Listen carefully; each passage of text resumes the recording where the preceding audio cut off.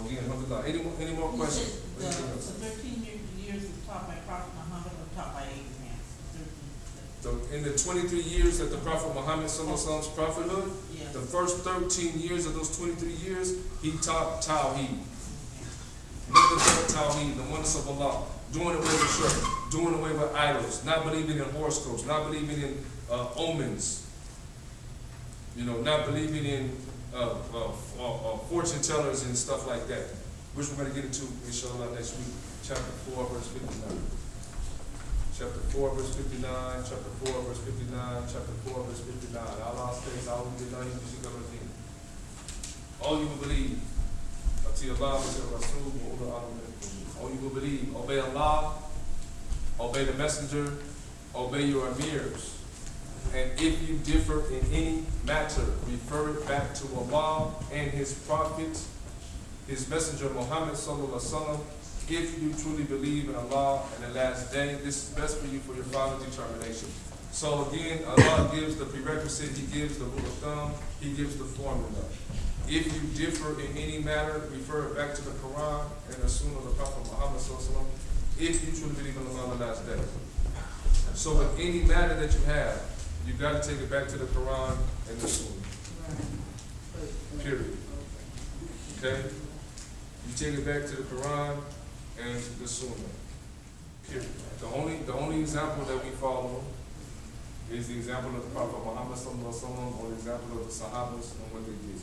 So when we say, well, what is the Islamic law, or what is the ruling Sharia? What is the ruling?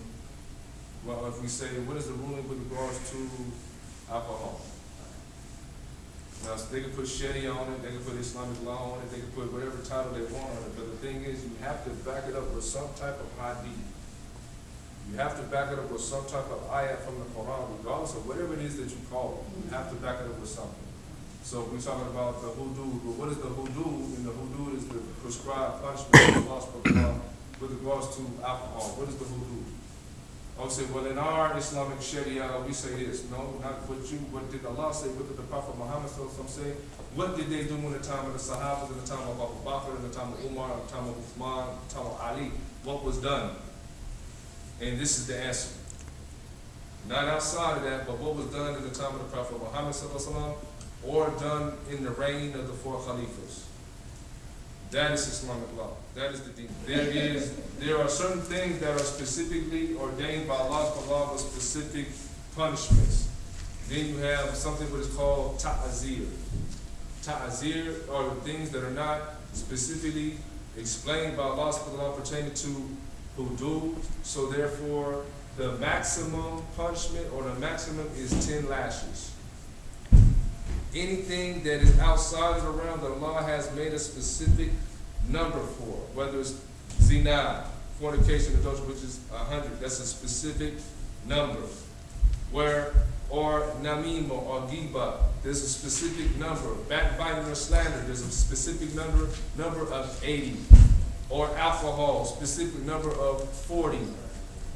Okay? But if there is nothing in the Sunnah or in the Quran with a specific number, then you use what's called ta'azir, which is reprimand, and the maximum of that is 10.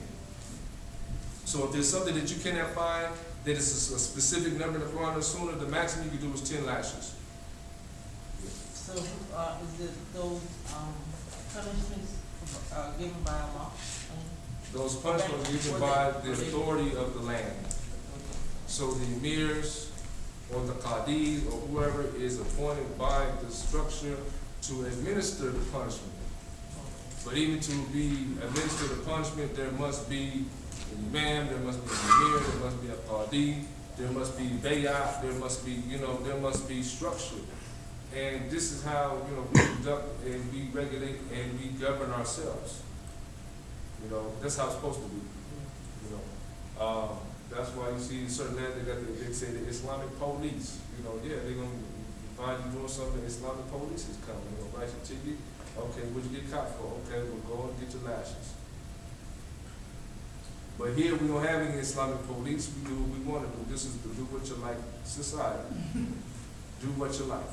So Alhamdulillah, and inshallah, Allah subhanahu wa ta'ala will bless us with even more barakah, because we have no consequences for what we do, nor do we see any reward for the things that we do except whatever Allah subhanahu wa ta'ala has prepared for us. Whereas in some other societies, there's a consequence for not wearing hijab. Right? Taliban will get you. Right? Al-Qaeda gonna get you. Y'all don't see the things on YouTube. Your sister, she, you know.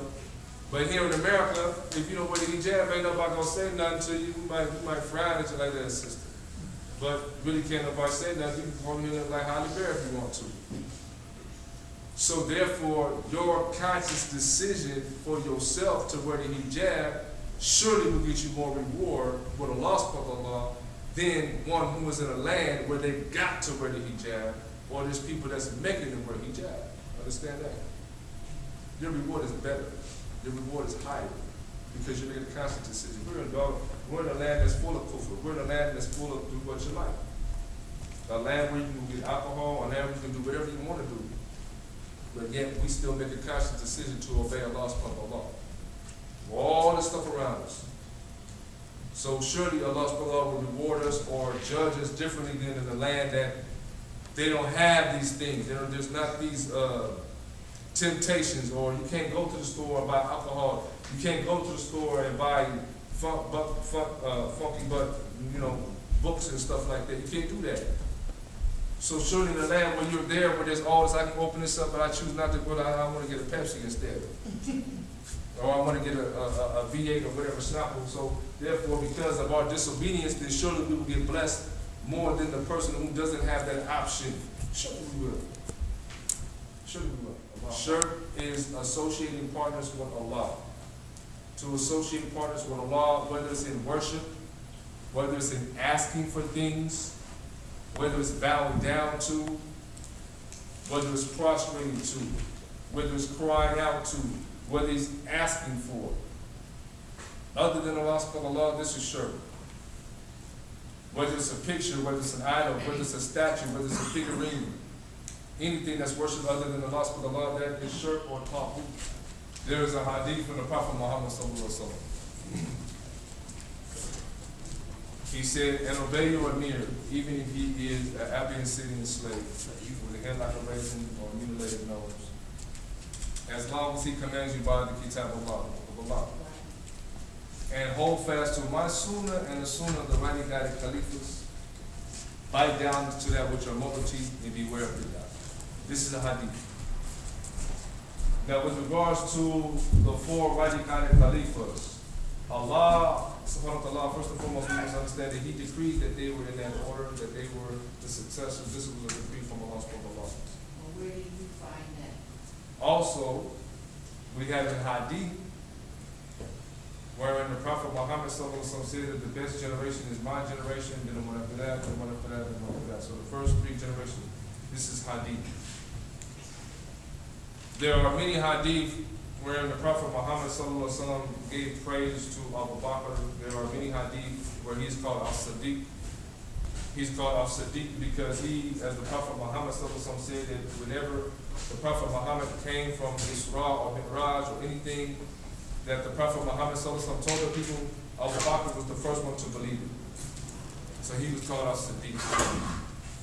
With Umar, we have many hadith from the Prophet Muhammad sallallahu alaihi wasallam with regards to Umar and his status of Iman, his position in the Jannah.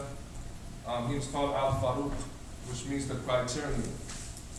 We have a hadith from the Prophet Muhammad sallallahu alaihi wasallam that the Prophet Muhammad sallallahu alaihi wasallam said that wherever Umar went, Shaitan went the other way because of his Iman and how much faith he had. And that through Umar, the Ummah flourished. We have also many hadith of Uthman radhiyallahu anhu that his position in the Jannah. He was also called Dhul Nurayn. He was the possessor of the two lights because he married two of the daughters of the Prophet Muhammad sallallahu alaihi wasallam. So this was Uthman radhiyallahu anhu, the third Caliph. He married two of the daughters of Uthman and two of the daughters of the Prophet Muhammad sallallahu alaihi wasallam. Then we have Ali radhiyallahu anhu, who also was beloved to the Prophet Muhammad sallallahu alaihi wasallam, married the daughter of the Prophet Muhammad sallallahu alaihi wasallam, Fatima. Okay, so these were the 4 Khalifas. I have a book, if you want to read it, it's called Khulafa Rashidin, meaning the rightly guided Khalifas. And it has all the hadiths. It's a small book, it's not too big. And also in Khulafa Rashidin, they even include, some of them even include Al-Hassan and Hussein in there, because this is entailed in the era. And I'll let you borrow the book though, you gotta bring it back. It's not too big though, but it's called Khulafa Rashidin, the rightly guided Khalifas, and it has all the hadiths pertaining, so I'll give it to you after class, inshallah. Okay, but all of these brothers were told in hadith. Abu Bakr, even Abu Bakr, you know, his position of being a Khalifa, this big thing about Ali, Abu Bakr, this was already a hadith. The Prophet Muhammad already foretold about Abu Bakr, so all of this is